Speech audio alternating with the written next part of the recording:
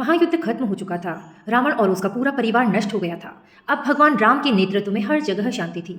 अयोध्या लौटकर राम का राज्य अभिषेक हुआ और वे राजा बन गए। उन्होंने अपने सभी वानर और राक्षस मित्रों को सम्मान के साथ विदा कर दिया। जब अंगद जा रहे थे तो राम की आंखों में आंसू आ गए, लेकिन हनुमान को विदा करना तो उनके लिए भी मुश्किल था। माता सीता भी हनुमान को अपने बेटे जैसा मानती थी, इसलिए हनुमान अयोध्या में ही रह गए। राम दिन भर राजकाज में व्यस्त रहते थे। शाम को जब काम खत्म हुआ तो वे गुरुजनों और माताओं से मिलकर अपने कक्ष में आ गए। हनुमान जी भी उनके पीछे पीछे आ गए। राम के कमरे में उनके सभी भाई अपनी अपनी पत्नियों के साथ बैठे थे।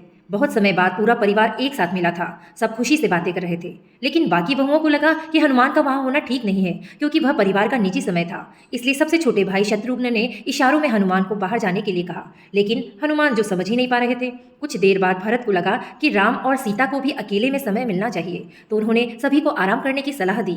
सभी उठकर जाने लगे, लेकिन हनुमान वो वहीं बैठे रहे। राम ने मुस्कुराकर कहा, हनुमान तुम भी जाओ, थोड़ा आराम कर लो। तो हनुमान बोले, प्रभु आप सामने हो तो इससे बड़ा आराम क्या होगा, मैं आपको छोड़कर नहीं जाऊंगा। शत्रुघ्न ने थोड़ा सख्त होकर कहा, भैया को अकेले रहने की जरूरत है।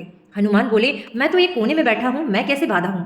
शत्रुघ्न ने कहा, भाभी को भी रहने का अधिकार है, क्योंकि उन्होंने सिंदूर लगाया है। हनुमान चौंक गए और राम से पूछने लगे, क्या सिंदूर लगाने से आपके पास रहने का अधिकार मिल जाता है। राम ने तब मुस्कुराकर कहा, हाँ यह हमारी परंपरा है। यह सुनकर हनुमान थोड़ा उदास हुए और प्रणाम करके चले गए।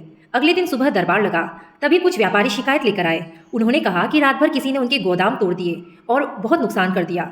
राम ने सैनिकों को आदेश दिया कि हनुमान को बुलाया जाए, लेकिन तभी हनुमान खुद ही दरबार में आ गए और उनका हाल देखकर सब चौंक गए।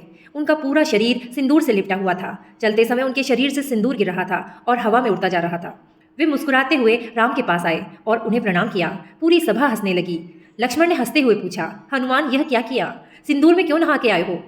हनुमान जी खुशी से बोले, कल पता चला कि थोड़ा सा सिंदूर लगाने से प्रभु के पास रहने का अधिकार मिल जाता है, तो मैंने सोचा अगर मैं पूरा शरीर ही सिंदूर से भर लूं तो मैं हमेशा प्रभु के पास रह सकूंगा।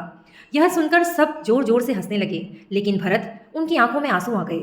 शत्रुघ्न ने पूछा, सब हंस रहे हैं और आप रो क्यों रहे हैं। तब भरत बोले, तुम समझ नहीं रहे, यह कोई साधारण वानर नहीं है, यह महान योद्धा है, विद्वान है, शक्तिशाली है। लेकिन देखो, इसने अपना सारा ज्ञान गर्व सब छोड़ दिया, सिर्फ राम की भक्ति के लिए।